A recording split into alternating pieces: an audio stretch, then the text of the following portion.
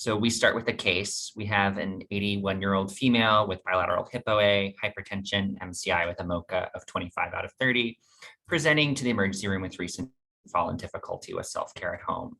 In the emergency room, the patient reports that she's been unable to manage cooking on her own and is interested in moving into an assisted living. Sadly, before coming in, she had a fall immediately prior to admission, though without head trauma, and she's able to bear weight after the fall. Exam significant for the patient being alert and oriented times 1 to 2 with a baseline of 4, with no other noted focal deficits. She has had no recent medication changes, and her meds are lisinopril and chlorthalidone. Initial CBC, BMP, including calcium, chest X-ray, they're all unrevealing. A UA has trace leukocyte esterase with 3 white blood cells reported and no RBCs. So of course, overnight, you're called to the patient's room because she is acting strangely. So what would be your first step? Do you empirically start antibiotics for UTI, obtain a head CT, begin an EEG, have a bedside evaluation of mental status, or start scheduled melatonin QHS given her baseline insomnia?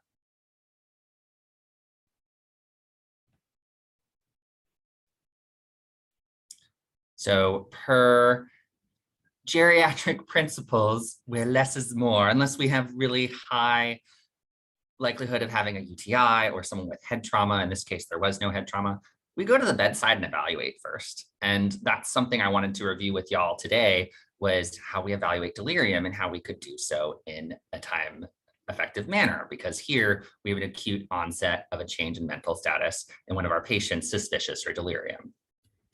So why do we care about delirium or altered mental status? Delirium is not normal and requires evaluation for why it's happening. That's one of the reasons we have mnemonics like MIST and the MIST negative etiologies, because when this happens and someone comes in altered, we need to know what the underlying cause is.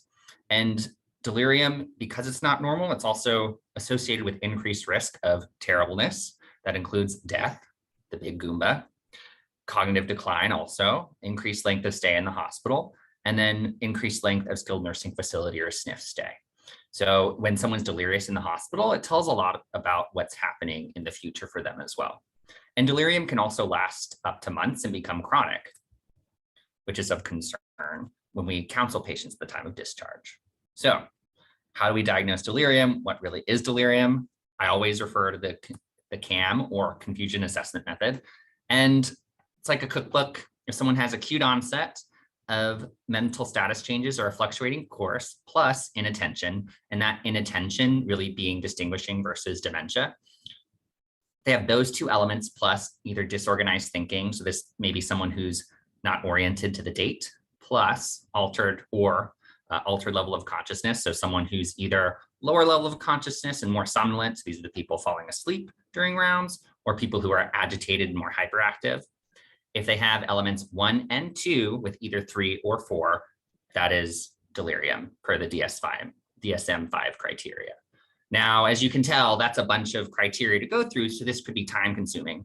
That kind of brings us to what I wanted to talk to you all about today, and that's the ultra brief 2-item questionnaire for delirium. And this makes it super short, right? We're going to ask an orientation and inattention question and shorten this long process into something that's really quick. So the UB-2, please tell me the day of the week, and you're looking for, like, today's Monday. Well, today's actually Fast Friday, but you get the picture. And then 2, please tell me the months of the year backwards, starting with December as your first month. This is quick, this is straightforward, easy to remember. It screens positive if either item is incorrectly answered, and it has fairly high sensitivity, above 90%. Although without skip testing with the CAM later, as we'll see, the specificity is a bit lower.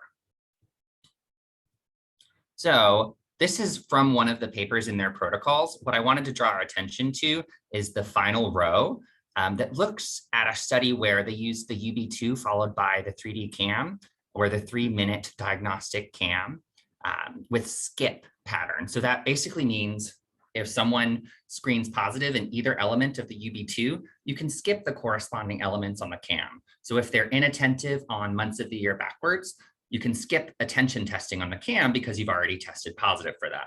Similarly, if you're thinking about the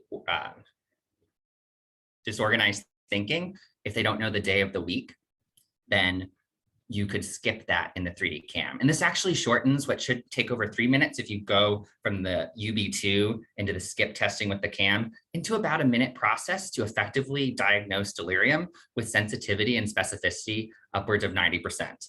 And this is a very good bedside tool that then lets us quickly assess something that has associated morbidity and mortality. So all together now, the UB-2 and delirium screening, super quick. Please tell me the day of the week. Please tell me the month, the year backwards, starting with December. And with that information, if either screen's positive, they have high concern for delirium. Delirium is associated with high morbidity and mortality. It's not normal. We can screen easily with the UB-2, and if positive, we can go into the CAM to effectively diagnose delirium.